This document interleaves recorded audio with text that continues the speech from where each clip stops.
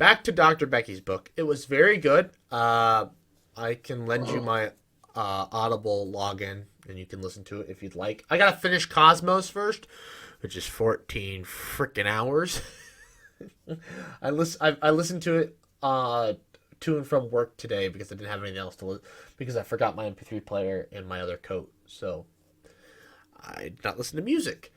But I do think I'm gonna try and listen to it not cut up like that because I didn't even realize we switched over from talking about Venus to talking about Mars. And I was like, wait a minute, why? When did we bring up Mars? And I realized we're in a different chapter than we were this morning. I didn't even realize it. It happened, so I was like, I guess I need to kind of watch these all at once. I need to listen to it all at once instead of it chopped up into 20-minute segments.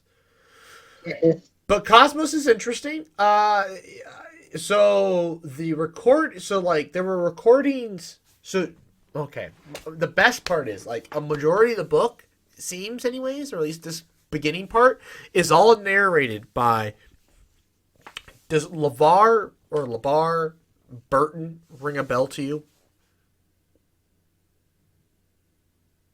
No. Do Should you it? do you remember the show Reading Rainbow? Yeah. It's that guy. Oh, really?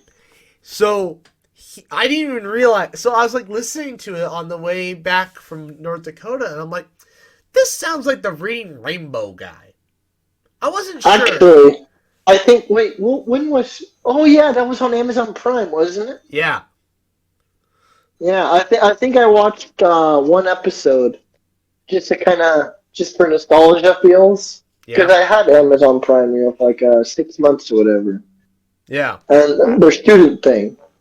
And then after it timed out, I just never bothered to get it again because I have I it. don't really go on. Well, yeah, because you have it, and I don't go on Amazon, but like once every 3 months or whatever. Right. So I didn't know it. I was like, because like I recognized all the names, but like the one lady, but I think the one lady is is Carl Sagan's wife, I think, or Hmm. maybe I don't know. I like it was Neil deGrasse Tyson. I recognized all the name. I reckon but and I was like, is this the other guy that's on there? Like, who is this? Because like because they had Seth MacFarlane on there, Yeah. and I'm like, oh, I know who Seth MacFarlane is, Hmm. and I was like, who's this guy? He sounds like the Reading Rainbow guy. So I went and looked today, and I'm like, LeVar Burton. That sounds familiar. What would he do? I looked him up, and lo and behold, he was the host of Reading Rainbow. So there's a good portion of the book being read to you by the Reading Rainbow guy. It's amazing. Yeah. It's my child. It's like, Reading Rainbow was like, I mean, yes, they talked about books and stuff or whatever, but there are parts of the show where they talked about like science and stuff or sciencey type things and talked about the world or whatever. And here he is talking, about science and stuff. It's funny because it's all outdated. And Neil deGrasse Tyson said his analysis because he gave you go through like a bunch of people talking about how great the original Cosmos show was and like how timeless it is, blah blah blah blah. And I'm like, timeless, my butt will be timeless. Because Carl didn't focus on like cutting edge facts. However, Carl did talk about climate change. And a part of that, he's like, we're not sure if the CO2. I could probably, if I worked on it, I could do a Carl Sagan voice, but we can't decide, we have no idea at this time whether we're going to see an increase in global temperatures or a decrease in global temperatures because of the deforestation of the rainforest. Because we go from these dark areas that absorb lots of light to light areas that will reflect light, therefore cooling global temperatures. Only our kids and our grandkids will know. Well, this was 1980. It took him 3 years to write the book, so late 70s, 1980 was when the book came out. And I'm like, well, it is now 40 freaking years later. So, we're talking great grandkids of his are probably hopping around by now, potentially. And I think to myself, you know what, Carl? You're wrong. It's got hot and steamy, and we are approaching disaster. Actually, may already be at disaster point. So I was like his little spiel about climate change and run around and runaway greenhouse effects. I'm like, yeah, nope, we're here. Things have only gotten worse since 1980. Although and he talks about smog in cities, and I'm like, there still is some smog in some cities, but cities are far cleaner now than they were in the 80s. Far, far cleaner. In the U.S. anyways. So, I'm like, a little wrong there. We managed to do that. We managed to clean up cities a bit better, but yeah. Well, the Big Mars one, he was talking about the resolution, which this guy was able to see, and well, it's a whole thing. But anyways, so yeah, Dr. Becky's book was very good. No, but she does research on how supermassive black holes influence stellar birth rates in galaxies. And there's a new consensus out there. Most galaxies, their black holes are growing. Yeah. The Milky Way is an exception. That our supermassive black hole is not growing.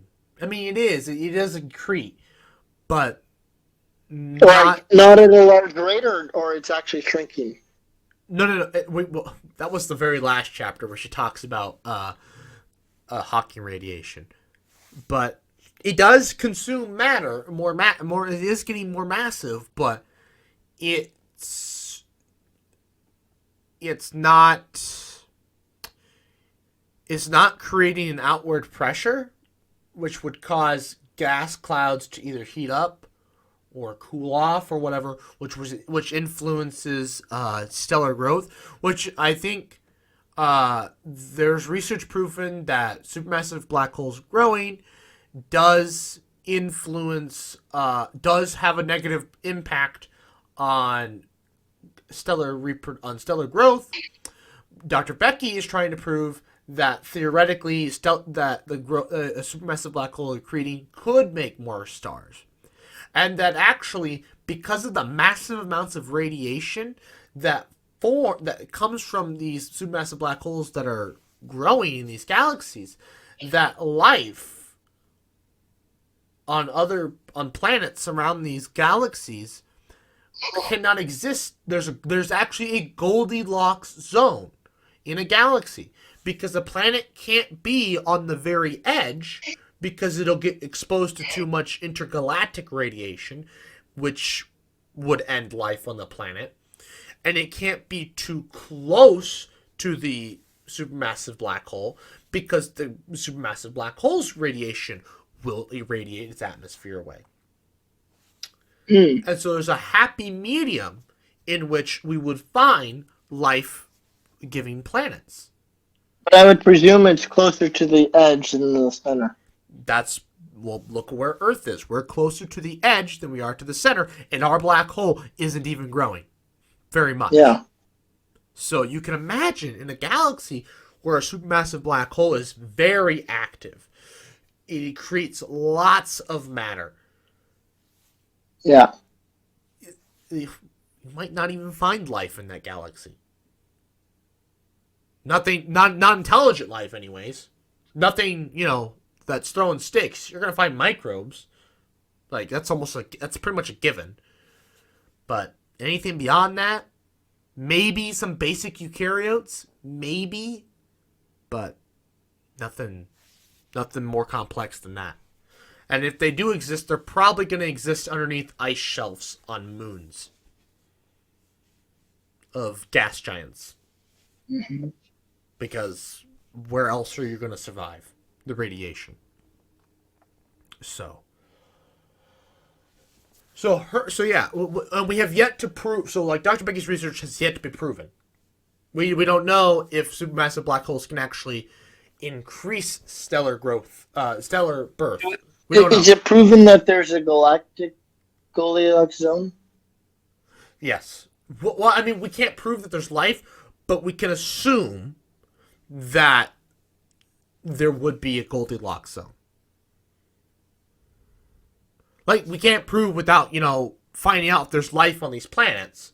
It's a theory. Well, I think it's more or less like you're most likely to find life. Because I don't know how much if you can prove that life cannot exist there. It's just that you are very unlikely to find life there. Yeah. Because in order to prove that there's not, you'd have to literally visit every single planet and say, nope, not here, not here, not here, and that there are no exceptions. Right. And truth be told, so it's a probability question, I think. Yep, which is exactly what it is. It's also, there's, people say you can't have planets around stars bigger than like an F.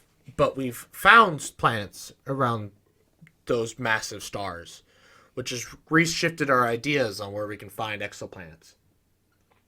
Mm-hmm. So, I mean, but the big issue with exoplanets is that it's easy to find exoplanets around small stars, red dwarfs, sun-like stars. But beyond a certain period of the planet's rotation around the sun, orbit around the sun, I should say, we don't know. Because think about it, right? An alien looking at the sun, they might be able to find Jupiter, just because Jupiter probably causes the sun to wobble quite a bit. Even though it is really far out, it's super big and it might cause the sun to wobble, and they might be able to find Jupiter. But Saturn, Uranus, Neptune, where periods we're talking orders of centuries. Yeah, the thing about the sun's wobble is extremely small. I actually had to measure it for a class. We calculated it essentially. Basically, the sun in all so technically you could say the planets do not. It is not correct to say the planets orbit around the sun's center of mass. The planets orbit around the center of mass of the sun-planet system. Right. And right. that center of mass is actually within the sun. So there is a wobble to the sun, but that center of mass is still within the sun's radius, and so it is not an appreciable amount. Right. I'm sure that we can measure it since we are so close to the sun. However, I don't know how much it is visible to, say, another planet, because the thing is that our sun is not very big or bright, and so we are likely in the dark patch of some other alien civilization's night sky, which is kind of weird to think about, right? Like, you go out to west and you see all these stars, but what are the odds that alien civilization teeming with life, with all the hustle and bustle that we experience, is just among the dark patch in our night sky? And there is no, and we could easily be that same way to them. We are nothing more than a civilization in another dark patch. Well, think about Kepler, though, right? So Kepler looked at planets that we couldn't see. Oh, red dwarfs. We can't see red dwarfs, but we don't really check around other stars that aren't sun-like or red dwarfs. We just assumed that they didn't live long enough, so there's not even going to be life anyways. There's no point of looking. Yeah. And they would know this. These advanced civilizations would know that there's no point to look at those other planets, especially if we're looking for life, because there's not likely. Plus, if there were, the periods of the planets would be so big that you're going to look at a few stars to look for a few dots, but like you don't have centuries to spend looking there. And so, an alien civilization looking at our sun, they would obviously notice. They know Mercury, and they would know Venus more than likely. They would probably know Earth. I mean, I guess it kind of depends on what their period is. If their planet is a long period, similar to Jupiter, let's say they're around a supermassive star or whatever, so their period is long as well, then maybe, the rate... The No, I think you have it backwards. They're more likely to notice the planets further away. No. The planets that are very close to the sun will take up a smaller area of the sun. But so Mercury will be very tiny. Yes, but those are the ones that we've found because their periods are very small. Because they constantly go in and out around the sun. So we notice these periodic dips that are really small. We've seen these planets. Oh. And so let's say advanced civilization I see. similar to our own is around a supermassive star. They would have a better chance of discovering Earth-like periods, Mars-like periods, because their period themselves is longer. But if they're on a planet around an M-class star where your period is where a year is 100 days, a fraction of Earth's, maybe it's hard to say. I suggest because I don't know what life is like on the other planets. What. So like humans live to be 70 years, right? Okay, there's a possibility that you will never see Jupiter ever complete one period in your entire lifetime. But on another... What is a Jupiter orbit? But that's Earth years, right? No, sorry, you'll see Jupiter, because Jupiter... I thought Saturn was like 26 years.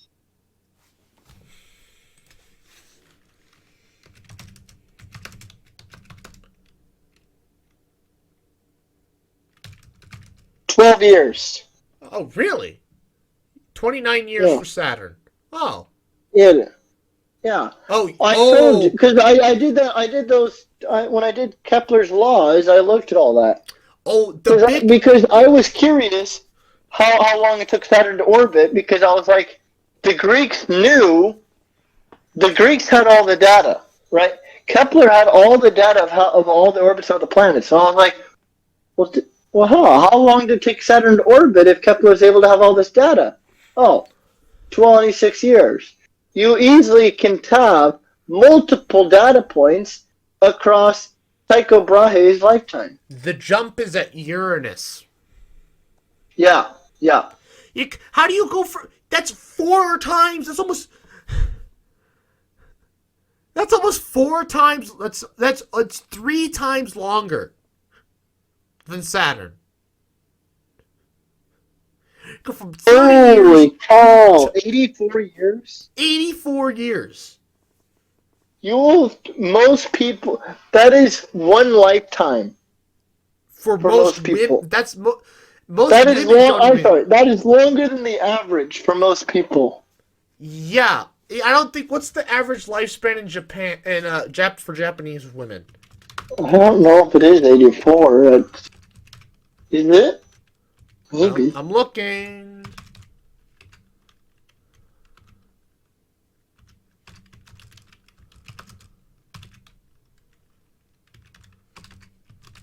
Holy cow! Mercury's 88 days. Yeah, I told you it was 88 days. It's zipping around.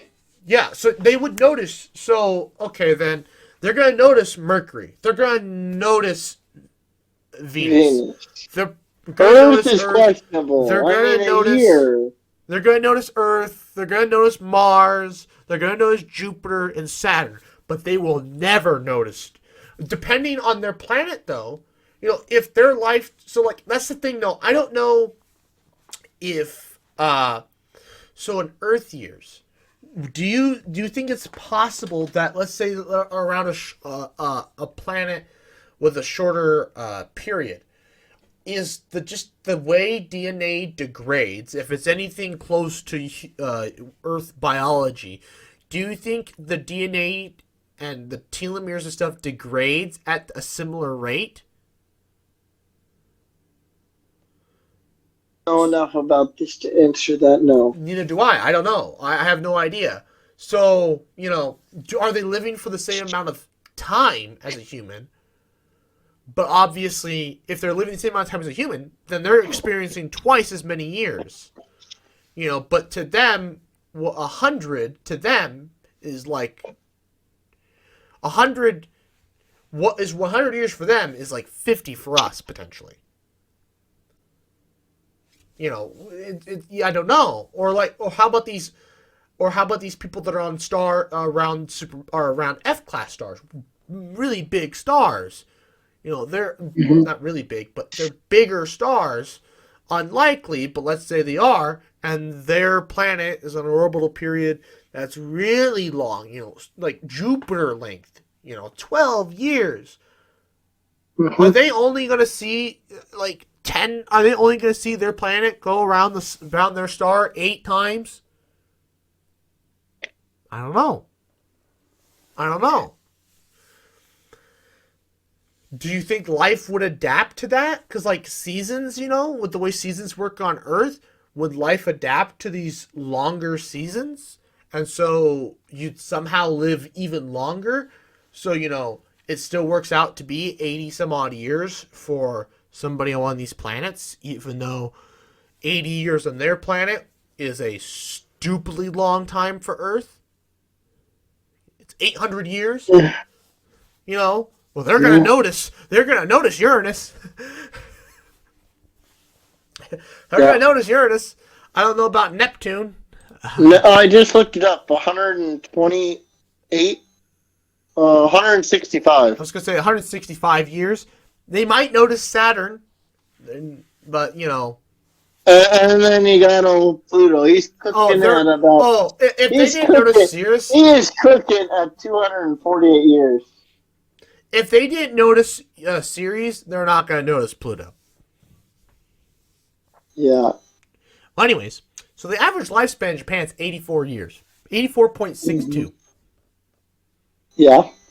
For a female. So a person in Japan, they could live for one Uranus orbit. Yep. And the U.S., it's 77 for a female. Holy crap. Yeah. People in the U.S. barely live longer than people in China. Mm-hmm. The average life expectancy for a female in China is 77.1. U.S. is 77.28. Imagine for a second that, let's just say that, seasons and all that, were still a thing on Uranus.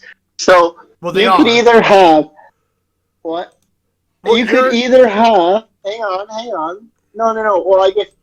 Never mind.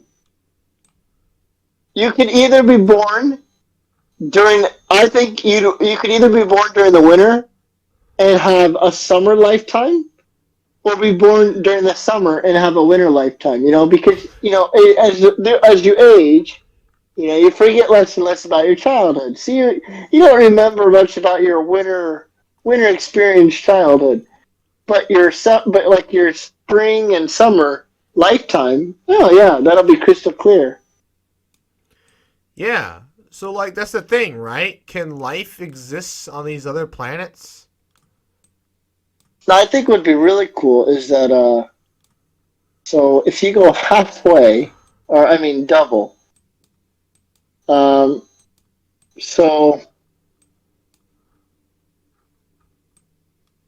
84 times 2 is 106. Holy cow, so Neptune is just about double the distance away. 165, or no, I don't know, it doesn't work like that. Never mind, I'm sorry.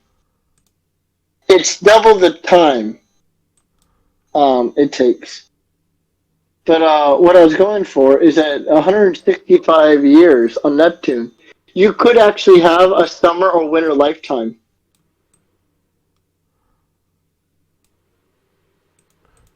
Yeah. Hello? Yeah. You could have a summer lifetime or a winter lifetime. Although a summer and winter on Neptune isn't much of a difference. Once you're on I Neptune, suppose. daylight is twilight. Yeah, what is daylight? Is it even much? It's twilight. Is it really? Yeah. I don't know. I would have thought it would have been like new moon. Well, oh, I'm sorry, full moon. It's nighttime, but like a full moon. No, it's twilight. There's Pluto might be full moon, if that. Full moon. Yeah. The sun's like a little star at Pluto. But anyways, holy crap, this has gone on for quite a while. Yeah, could you imagine living on Pluto where the sun is just another star in your night sky?